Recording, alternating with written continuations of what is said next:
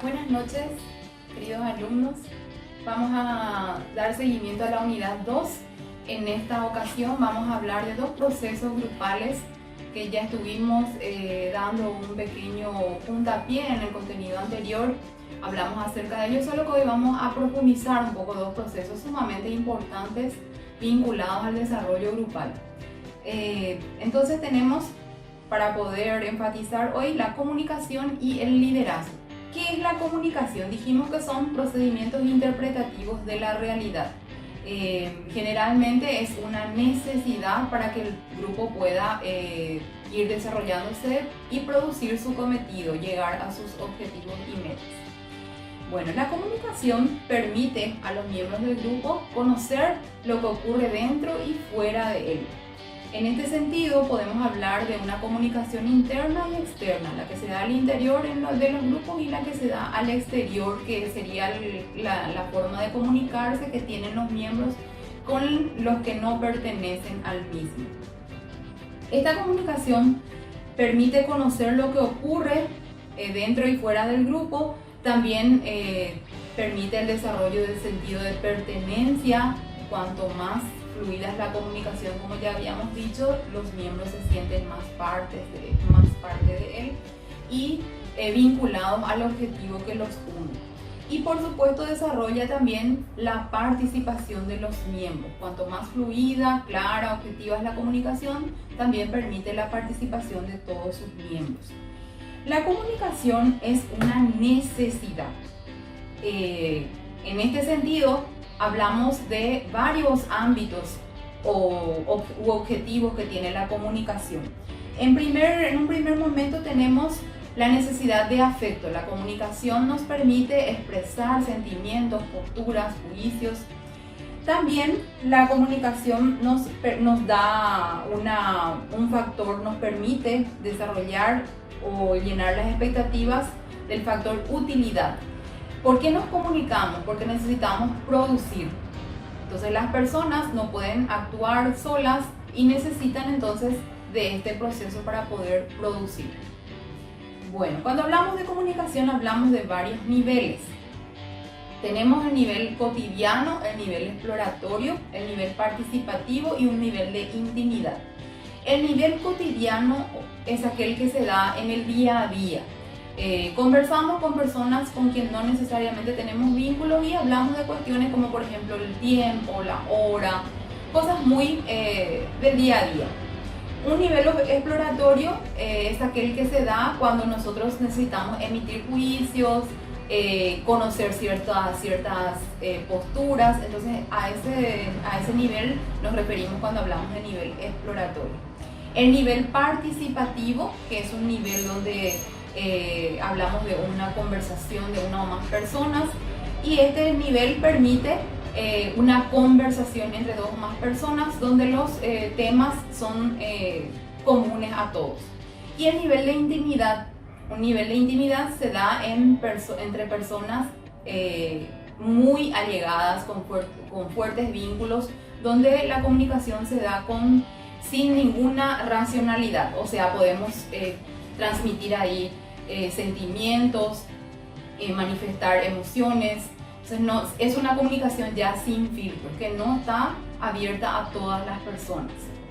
En cuanto a los tipos de comunicación, vamos a diferenciar tipos de comunicación. Tenemos la comunicación interpersonal, que es la comunicación que se da entre las personas cara a cara. Tenemos un tipo de comunicación que es la intrapersonal, que es la comunicación que las personas hacen a su interior, cuando se comunican con sí mismos. Entonces esa es una comunicación, un nivel de comunicación muy único y bastante difícil de entablar. Al ser una comunicación interpersonal, esta se da cara a cara, donde hay una interacción entre dos o más personas. Y después tenemos la comunicación verbal y la no verbal. La comunicación verbal es aquella que se enmarca con códigos lingüísticos comunes a las personas que están dentro de esa comunicación, que hacen parte de esa comunicación.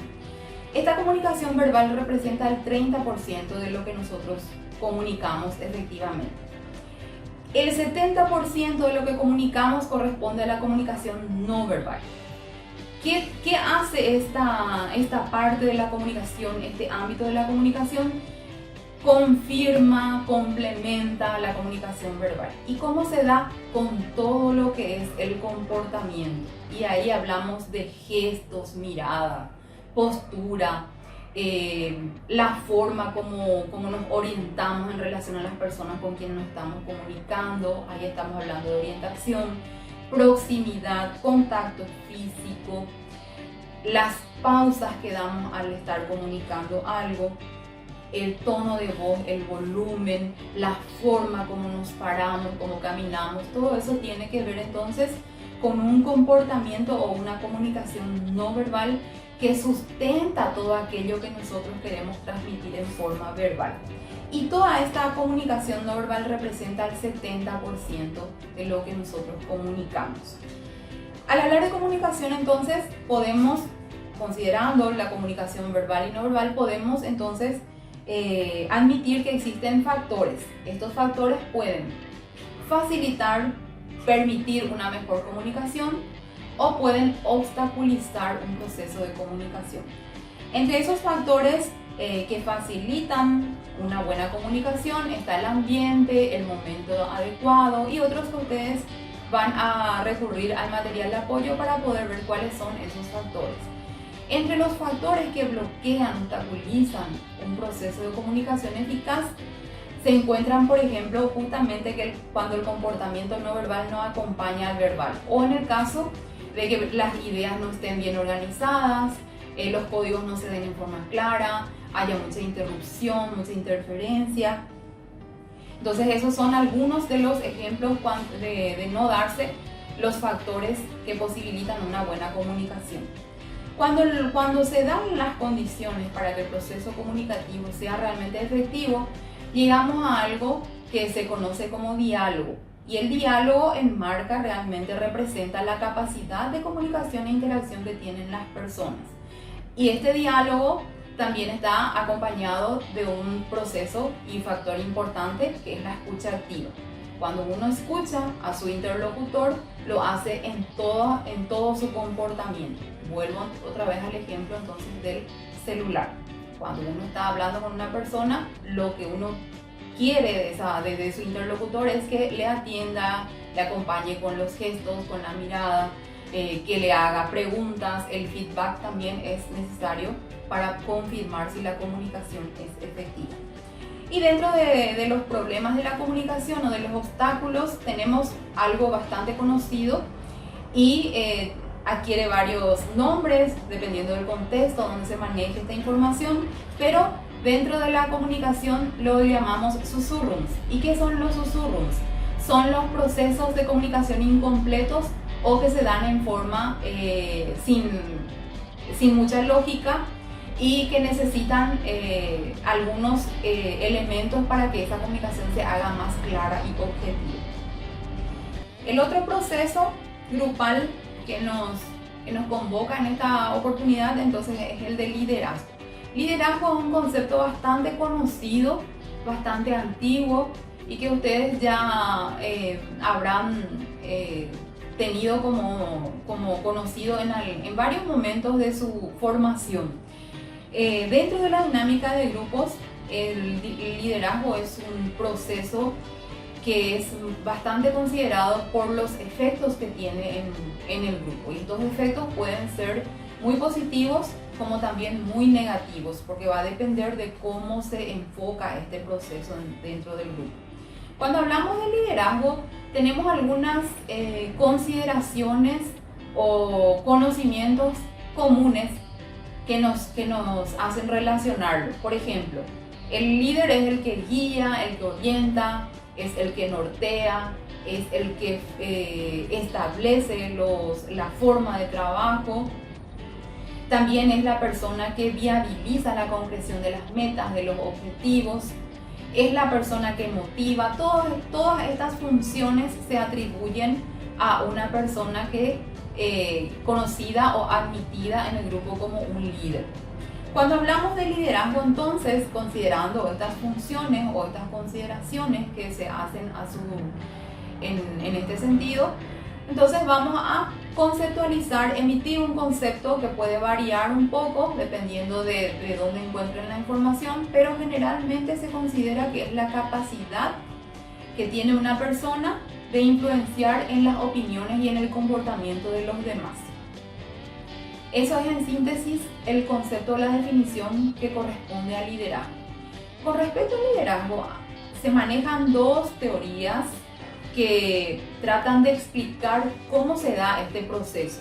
La primera teoría, la más antigua, la más trabajada y la que más aceptada es y fue por mucho tiempo, es la teoría de los rasgos. La teoría de los rasgos dice que la persona capaz de liderar es una persona con ciertos rasgos personales, cualidades, y que hacen que eso le haga diferente a las demás personas. La otra teoría que contrarresta y que es la última teoría trabajada en el ámbito de la dinámica de grupos es la teoría del contexto. ¿Qué dice esta teoría? Que la persona no necesariamente debe reunir ciertas cualidades para liderar, sino que es el contexto el que hace que el líder surja en forma natural, dependiendo de si satisface o no las necesidades de ese grupo. En este sentido, entonces, es el contexto el que hace que surjan cualidades para ciertos liderazgos. Muy bien, entonces tenemos estas dos teorías que tratan de explicar cómo se da este proceso, y también tenemos los estilos o tipos de liderazgo. Existen muchos tipos y estilos de liderazgo, pero básicamente son tres los abordados en la mayor parte de los textos. Hoy día tenemos otros estilos también que vamos a ir viendo en los próximos, con el avance de los siguientes contenidos. Hoy vamos a hablar de tres estilos clásicos de liderazgo: el liderazgo autoritario, el liderazgo democrático y el liderazgo laissez-faire. El liderazgo autoritario es aquel estilo de liderazgo donde se impone, la persona que lidera impone sus ideas, establece los objetivos del grupo, es la que dispone la distribución de los roles, es la persona que decide en cuanto a al norte y a los procesos, las actividades, la forma de comunicación que va a tener el grupo para la concreción de sus objetivos. El otro estilo de liderazgo, que es lo contrario a este, sería el estilo democrático. El estilo del liderazgo democrático es aquel donde el líder apela al trabajo participativo, colaborativo y con una herramienta que es el pilar del grupo, que es el consenso. El consenso para la toma de decisiones y para todo lo que implica el fin y los objetivos de ese grupo. Y el otro estilo de liderazgo es el laissez-faire, que es un estilo liberal de liderar. El estilo laissez-faire está centrado en la persona que deja que el grupo decida, deja que el grupo accione, deja que el grupo decida cómo trabajar, elija las técnicas, las estrategias que ellos elijan qué hacer. Entonces, este líder tiene una peculiaridad de prácticamente ser relajado, no aparecer, muy contrario a los otros dos estilos que son extremistas. También tenemos las teorías dualistas, que hablan de que el estilo de liderazgo puede estar centrado en dos dimensiones del trabajo grupal. El estilo de liderazgo o líder centrado en las relaciones humanas es aquel líder que prioriza las relaciones de los miembros, las relaciones interpersonales de los miembros. Prioriza y promueve un clima ameno, armonioso, y descuida prácticamente lo que les une a los miembros, que son los objetivos, el trabajo, los resultados. El líder centrado en la estructura es el líder que prioriza los resultados, las tareas, los procesos, y obviamente descuida entonces el ámbito de las relaciones humanas. Entonces, esta teoría también es bastante manejada desde la dinámica de grupos, que hace énfasis en las dos teorías centradas, una en las relaciones humanas y la otra en la estructura y en las tareas. Con estos dos procesos grupales vamos a trabajar en la consigna que tenemos en la plataforma. Son algunas preguntas para afianzar un poco estos contenidos y también un análisis práctico donde vamos a poner en práctica las informaciones. No olviden que tienen que pasar a leer los materiales de apoyo, y en esos materiales, en el de José Arredondo y en el de dinámica de grupos, tenemos bien clarito los contenidos que necesitamos manejar con respecto a estos dos procesos. Éxitos entonces en la tarea y buena semana a todos.